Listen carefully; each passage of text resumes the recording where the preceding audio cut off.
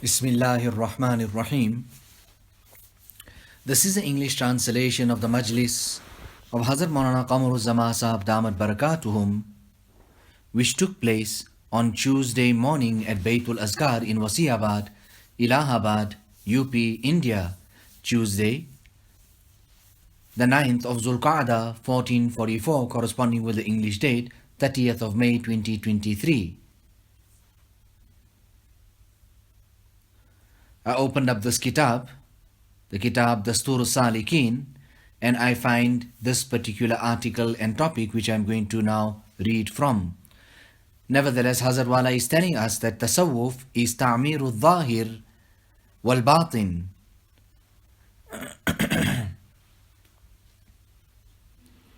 Tasawwuf is to adorn the external with a'mal salihah and the internal with akhlaq hasana. Now both need to be there for our things to be correct.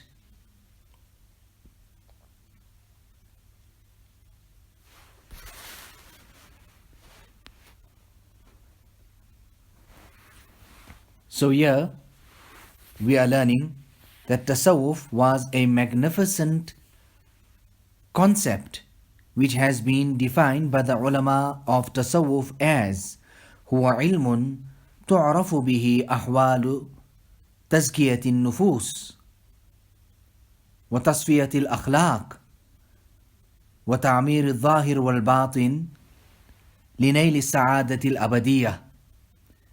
Tasawwuf, it is a science through which the purification of the nafs, the rectification of character, and the development of external and internal could be learned so that eternal happiness may be acquired.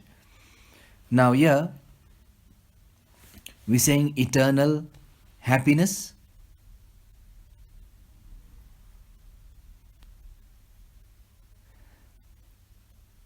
You know, Hazrat Tanvi rahimahullah was going to spend time with his Pir and his Murshid, Hazrat Haji Sahib, when his Batiji, his niece, asked, but he just learnt in the madrasa, how is it, or what is it that he is going for?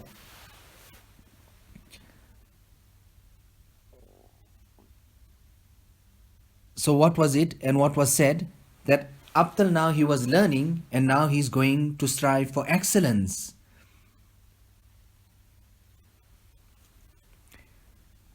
For a small boil or some small little thing that happens to us, we go from here to there.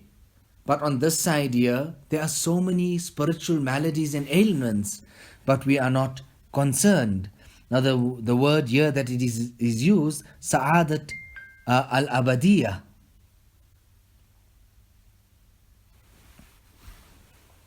So that we can get eternal happiness, we may acquire that.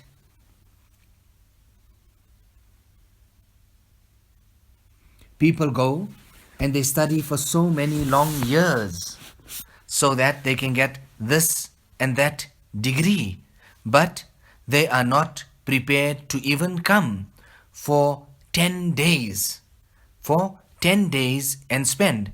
You know, in the old times, in the old days, when the students used to complete from Darul Uloom Deoband, they used to go for a 6-month course for Islah and Tarbiyat.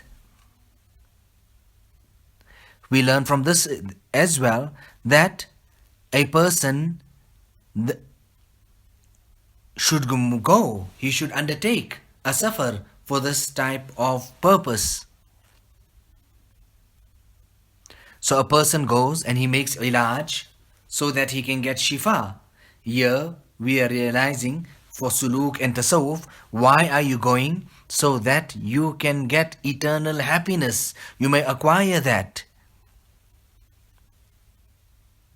You know, I see in those apartments there in next to our madrasa there, Baitul Ma'arif, those apartments, till late at night. These students sit and they learn and they study. Why? All of that effort is so that they can acquire those degrees. So Nahwa, we study so that we can understand and we can read the ibarat. And we can put the i'rabs, your harkats on, where will the fatha, dhamma, kasra, etc. go.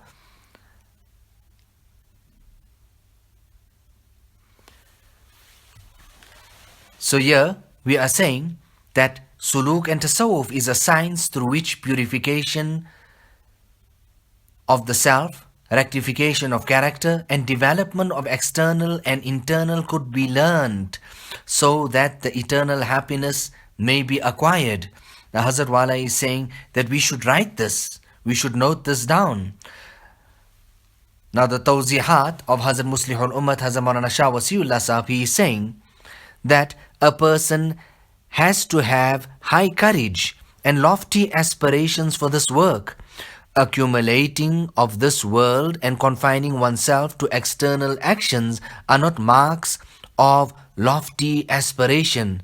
Rather, it entails severing one's link with all unnecessary relationships and establishing a bond with Allah subhanahu wa ta'ala and acquiring affinity with Him. Acquiring affinity with Him. However, severing of ties is like death to these people.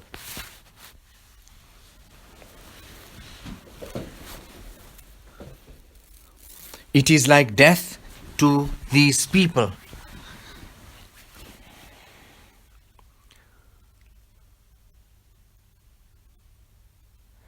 This is why they neither sever them nor do they develop a bond with Allah subhanahu wa ta'ala. To Allah alone we belong, and to Him is our return. We present our complaint to Him alone. We cry to Him alone. Anyway, this work is not for all and sundry. Someone said rightly, how can every avaricious and unworthy fellow discard the world? It requires the courage of a lion and the heart of an ocean. It requires the courage of a lion and the heart of an ocean. So this ta'alluq that we have ta'alluq with this one and that one. Many a time it becomes a barrier, a hurdle, an obstacle in us, our relationship with Allah subhanahu wa ta'ala. He added, just as it is the duty of ulama to acquire knowledge of aqaid and fiqh, they have two other obligations. The first is to acquire love and affinity with Allah. The other is to rectify the evils of the carnal self. They have to impose on the nafs ammara to follow the shari'at and the sunnat and turn it into nafs mutma'inna. This is the objective of tasawwuf and tariqat. This is its goal. Now,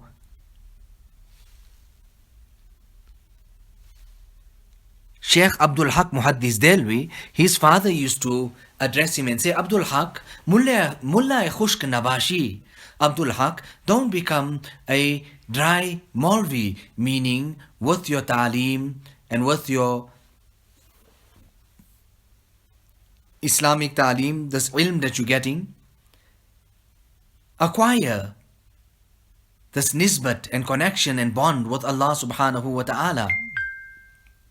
Sheikh Abdul Haq was in Makkah, he was in Medina, and then he was indicated that you should now leave and go back. But he was very, very reluctant when his ustads told him to leave, and he said, where can we compare the two? Here I'm in Medina and there. Rather, they inspired him and told him that he would be of greater benefit if he leaves and he goes to the Indo-Pak subcontinent. Nevertheless, he leaves and he comes. And from amongst the first advices that he gives to the Mughal Sultanate, the Badshah and the king of the whole Indo-Pak at that time, Sheikh Farid, he says, and he advises him. Now that in itself was nothing ordinary. It was absolutely extraordinary that he is now advising the ruler of the entire Indo-Pak subcontinent, saying to him that in your a'mal adopt ikhlas. In your zahir and your batin, let there be tawafuk, let they both correspond. It can't be that the outward is right and the inward is far from that. And always keep in mind the rewards of deeds.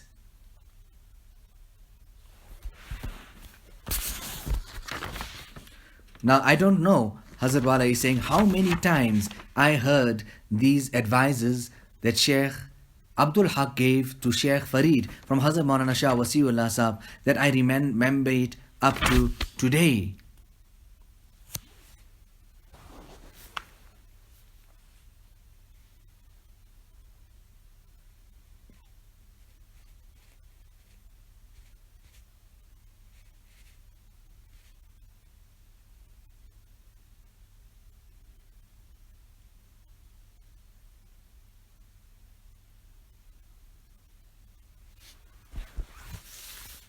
Okay, let's continue.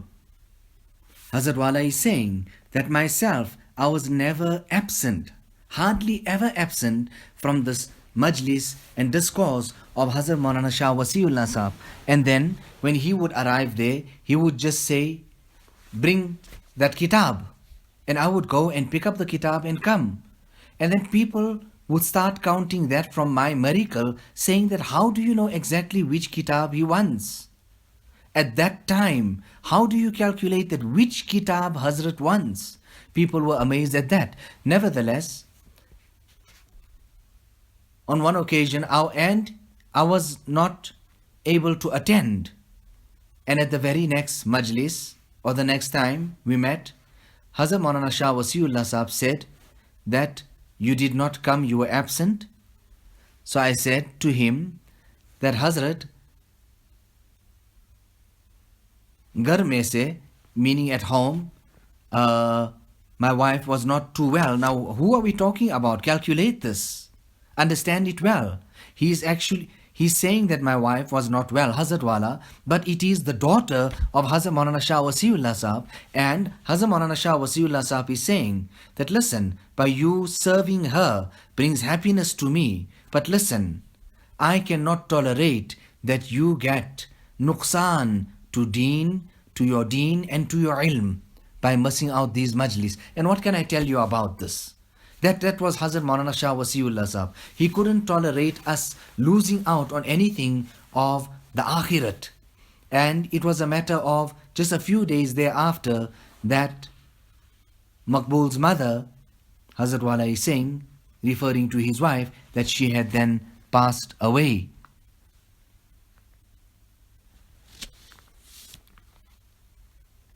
So these articles, that I just read out to you now, the ibarat, the text there is so wonderful. So Hazrat is saying that ibarat achhi hai, to ibarat bhi achhi, that the building and everything here is all fine and all good.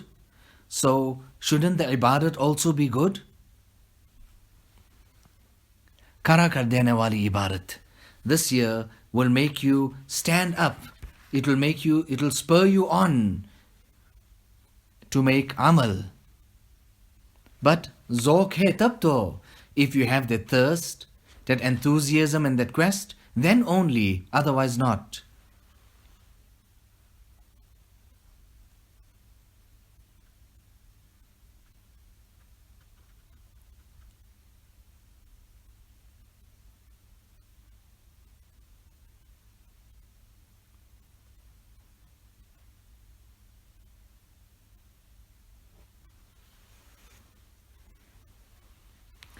Okay, then Hazrat Wala thereafter goes on to another article, reading it out there and he would say that Hazrat Maulana Shah Wasiullah Sahab, Hazrat Wala is saying, would read out this waqi'ah, an incident of Sayyidina Zainul Abidin and Asma'i. He would cry himself. He was very emotional when he would go through these texts, and he would then cause the entire majlis to also weep and cry. Asma'i relates, I went close to the youngster and I realized that he was Hazrat Zainul Abidin Ali ibn Hussein ibn Ali ibn Abi Talib rahimahullah. On seeing this, I raised his head, placed it on my lap and began crying myself. A few drops of my tears fell on his cheek. This caused him to open his eyes, and he said, who is this person that has become an obstacle between me and my Allah and is crowding me? I replied, Hazrat, I am your servant Asma'i. I added, O our master, you are from the family of the Rasul and from the fountainhead of messengership. Why then are you so fearful? Did Allah subhanahu wa ta'ala not say, إِنَّمَا يُرِيدُ اللَّهُ لِيُذْهِبَ عَنْكُمُ الرِّجْسَ أَهْلَ الْبَيْتِ وَيُطَهِّرَكُمْ تَطْهِيرًا? Allah only wants to remove loathsome things from you, O family of the Prophet, and to completely purify you. He replied, O Asma'i, what are you saying? Allah Ta'ala created paradise, Jannat, for His obedient servants, even if they are Abyssinian slaves, and hell, Jahannam, for the sinners, even if they are free Qurayshi people. Did Allah Ta'ala not say, فَإِذَا نُفِخَ فِي السُّورِ فَلَا أَنْسَابَ بَيْنَهُمْ يَوْمَئِذٍ وَلَا يَتَسَاءَلُونَ? Then when the trumpet is blown, neither will there be any kinship on that day, nor will they ask about one another. فَمَنْ ثَقُلَتْ مَوَازِينُهُ فَأُولَٰئِكَ هُمُ الْمُفْلِحُونَ. Then whose scales are heavy, it is they who are successful. وَمَنْ خَفَّتْ مَوَازِينُهُ فَأُولَٰئِكَ الَّذِينَ خَسِرُوا أَنفُسَهُمْ فِي جَهَنَّمَ خَالِدُونَ. And he whose scales are light, it is they who squandered their own lives, abiding in Jahannam forever. Now Hazrat Maulana Shah Wasiullah Sahab is saying, Subhanallah, glory to Allah, look at the pure condition of his pure heart. At the same time, he followed the Sunnah strictly by demonstrating the condition, the hal of Rasulullah sallallahu alaihi wasallam for future generations through his own condition. Now how many people he must have influenced and impacted through his spiritual hal, his condition. That is known to Allah subhanahu wa ta'ala alone. This chain continued and will continue even if it is in minuscule amounts. Now the fear and submission of Sayyidina Abdul Qadir Jilani rahimahullah. Now we want you to observe the fear and submission of Hazrat Sayyidina Abdul Qadir rahimahullah. Hazrat Shaykh Saadi writes in his Gulista that Hazrat Shaykh rahimahullah went for Hajj 1 year. People saw him placing his head on the pebbles which were in the haram of the Kaaba. And he was making dua, O Allah, pardon me if I am deserving of punishment. O Allah, pardon me. O Allah, pardon me. If I am deserving of punishment, then raise me on the day of Qiyamah as a blind person, so that I do not have to feel ashamed in front of the pious ones. Now, subhanallah, what type of hal of hope and fear in these great elders. You people are all good, Hazrat Wala is saying. You are in this silsila. Keep that in your mind. Consider that. Make riayat of that. Uska laaj rakke. So that on the day of Qiyamah, all of this can be of some use to you. ربنا تقبل منا إنك أنت السميع العليم وتب علينا إنك أنت التواب الرحيم بحرمة سيد النبي الكريم Sallallahu Alaihi Wasallam.